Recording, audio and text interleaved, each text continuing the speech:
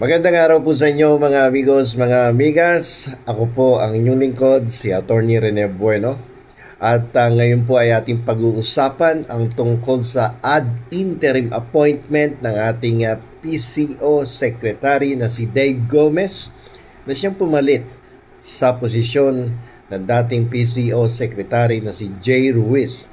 Para sa kaalaman ng iba, si Jay Ruiz ay nawala sa kanyang posisyon sapagkat ang kanyang pong appointment ay hindi pumasa sa Commission on Appointments. Isa po yan sa mga dahilan kung bakit siya po ay hindi nagtagal sa posisyon ng PCO Secretary.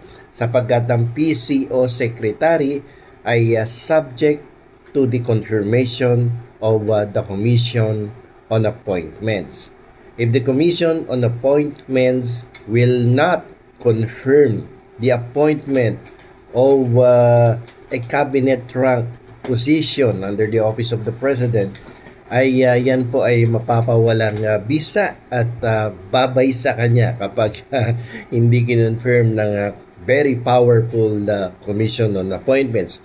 Alam niyo po kasi, ang confirmation ng appointment ng Presidente, although the President has the power to appoint his own cabinet members, but this power is actually not an absolute power because the power to appoint those holding cabinet positions is subject to the confirmation of the Commission on Appointments. Ito ay isang mekanismo na ating ipinatutupad upang balansehin, upang magkaroon ng checks and balances sa ating gobyerno at makita kung talaga bang qualified at may integridad ang isang mag-a-occupy ng isang high-ranking position katulad ng Cabinet Secretary. Okay, itong appointment ni Dave Gomez ay ginawa or nirelease, pinirmahan ng ating Pangulo during the time that Congress is not in session. Wala po tayong Kongreso ngayon, no? At sila ay magpapatuloy lamang sa kanilang gawain sa umpisa ng 28 ng Hulyo, ngayong buwan ng Hulyo ng taong kasalukuyan. So any appointments made by the President, no, during recess or adjournment ay tinatawag na ad interim appointment. Ito po ay nanggaling sa salitang Latin na ang ibig sabihin ay in the meantime. Pero ito pong ad interim appointment ay effective immediately. Ibig sabihin, pag ikaw ay inappoint ng ating Pangulo sa isang cabinet level position katulad ng isang PCO secretary, immediately the appointment will take effect and you can immediately assume office as a PCO secretary o kaya kung cabinet secretary ka, immediately you can take over, no, and perform the functions of a cabinet secretary kasi itong PCO is a cabinet secretary ang rango nito eh. So immediately nagte-take effect yan. But that position or appointment is actually not a regular appointment according to the Constitution sa ating saligang batas.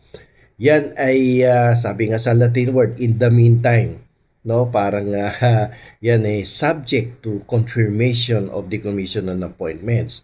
So pagka-issue sa'yo ng appointment, ad interim appointment sa kaso ni Dave Gomez, ay yan ay mag-iintay na mag-resume ang sesyon ng ating Kongreso.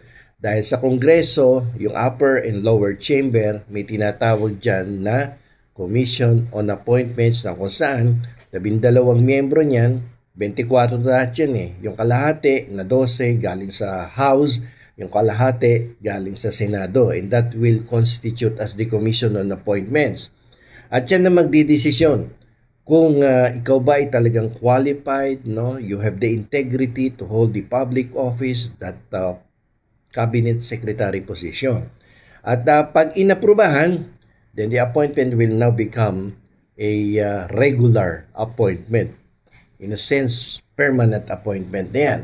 So, immediately, ikaw ay makakategorize na as a regular appointee of the President because of the confirmation by the Commission on Appointments. So, kapag in session ang ating Kongreso, hindi ad interim ang tawag diyan, no? Regular appointment ang ating itinatawag sa appointment na ni-release ng ating Pangulo. Kaya nga lamang ang kaibahan nito, habang hindi ka pa nako-confirm ay hindi ka pwede mag-assume ng office, no? Sapagkat yung appointment mo ay inilabas, pinirmahan ng Pangulo nung merong sesyon ang Kongreso. So, intayin mong ma-confirm ka ng Commission on Appointments bago ka makapag-assume ng office. Ito ay kabaliktaran ng ad interim appointment na kung saan ang appointment mo ay nakuha mo while Congress is not in session. So, you can immediately assume the office, pero kapag dumating yung point na binaypass ka o kaya ay ni-reject, hindi kinonfirm ng Commission on Appointments ang iyong appointment, ay babay ka na. So bakit natin pinaliwanag muna to? Sapagkat kanina nga umaga ay nabalitaan natin na lahat ng opisyales sa ilalim ng Presidential Communication Office ay nire-require ng bagong PCO Secretary na si Dave Gomez na mag-tender ng courtesy resignation sa kanya to give him the freedom to choose kung sino yung makakasama niya sa kanyang tanggapan. Siyempre, kanya-kanyang panahon yan at siyempre kung ako man din ang pinuno ng isang ahensya ng gobyerno, siyempre ang kukunin kong nasa gilid ko at magiging assistant ko yung kabata ko, yung kabisado ko ang galaw at upang kahit wala ako sa opisina ay tatakbo ang functions ng opisina ko dahil alam ko kung paano magtrabaho yung assistant ko So ganun din yan. So gusto niya siya ang mamili ng mga opisyalis na undersecretaries, assistant secretaries, mga directors niya, mga board of chairman of the board, yung mga directors under doon sa mga bureaus na hawak ng Presidential Communication Office. Kaya lamang ito ang aking katanungan dito. Hindi pa naman regular appointment yung hawak ng isang cabinet secretary. Pero pinagre-resign mo na lahat yung mga opisyales sa ilalim ng PCO. Paano pag ni-reject ka ng Commission on Appointments? So what will happen to your appointment? Babay ka. And then the President will then again search for another qualified candidate for the position of the secretary. Hahanap na naman niya ng iba. What will happen now doon sa pinag-resign? Tapos, nag-appoint ka ng bago. Another transition na naman yan. Another pagpapalit ng mga tauhan. Another orientation. Another training. Another familiarization ng mga bagong staff. Natanggal ka syempre, may ipapalit na naman bago. Yung bago na yun, maglalagay na naman ng sariling yung tao. Siyempre, pag naglagay siya ng sariling tao, yung iba dyan, hindi naman talagang may karanasan pagdating sa communications, sa pagbabalita, sa pag-handle ng public relations. So, another time and effort on the part of the government na sanayin yung mga baguhan na yan. So, parang hindi advisable na at this point in time na medyo maaga pa para pag-resignin mo. Sana intayin mo muna yung regular appointment mo. Ibig sabihin, yung ad interim appointment mo, intayin mo munang i-confirm ng Commission on Appointments before you require all the officials, under the office of the Presidential Communications Office to tender their resignation. Kasi at least, permanent na yung hawak mong posisyon, At makakapag-assume ka niyan, dire-diretso na. Dahil, inokayan na ng Commission on Appointments ang iyong ad interim na makakategorize ka na as a regular, no? Cabinet secretary. Hindi yung katulad na nangyari kay J. Ruiz, no? Ad interim yun. Immediately nag-assume ng office yun. So, nung hindi siya kinonfirm, pasok yung Dave Gomez. Ito namang Dave Gomez, pumasok siya ngayon, re-require mo lahat yung opisyalis mo doon sa PCO na mag-tender na resignation. E paano kung hindi na naman na-confirm yan? Kasi alam nyo, may halong politika yan kahit papano pagdating sa appointments no, na mga cabinet secretary, yung mga ambassadors, yung mga consuls, yung mga heads of the constitutional commissions, yung Civil Service Commission, Commission on Audit, yan subject to confirmation yan by the Commission on Appointments, yung mga other no positions like from naval captain no pataas no sa Armed Forces of the Philippines, kino-confirm yan ng Commission on Appointments. So pag hindi na confirm, hindi ka matutuloy do sa posisyon na ina-ambition mo, kasi that is one thing na talagang pinapagana yung checks and balances sa ating gobyerno. At hindi kasi absolute yung power ng presidente pagdating sa mga posisyon katulad ng kaninang binanggit ko, yung heads of the executive departments, ambassador, other public ministers, officers of the armed forces from the position of colonel or naval captain, pataas yan. And then the constitutional officers na katulad ng Civil Service Commission on Audit, Commission on Elections. So, kino-confirm yan ng Commission on Appointments. If they will not be confirmed, wala ka, uuwi ka uli sa bahay. Uwi ka sa probinsya, tanim ka na naman ng kamote doon.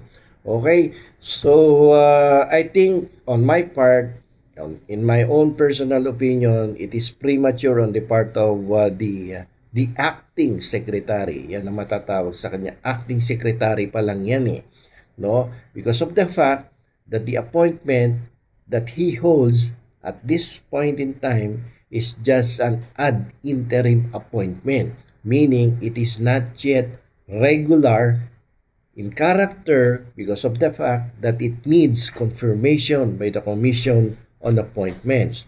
And that is provided for under the provisions of the 1987 Constitution, na kapag ang isang posisyon ay cabinet in rank, yung mga department secretaries, ambassadors, consuls, no, officers of the Armed Forces of the Philippines, Constitutional Commission offices, yung mga heads niyan, is subject yan sa confirmation of the Commission on Appointments. So I would suggest, no, sa kaso na to, katulad yan, pinag-resign yung mga Yusek, katulad ni Yusek Attorney Claire Castro. So magre-resign. E paano? Tinanggap mo lahat yung resignation niya pagkatapos tapos apan resumption nung Commission on Appointment. Siguro 28 ang start ng Kongreso.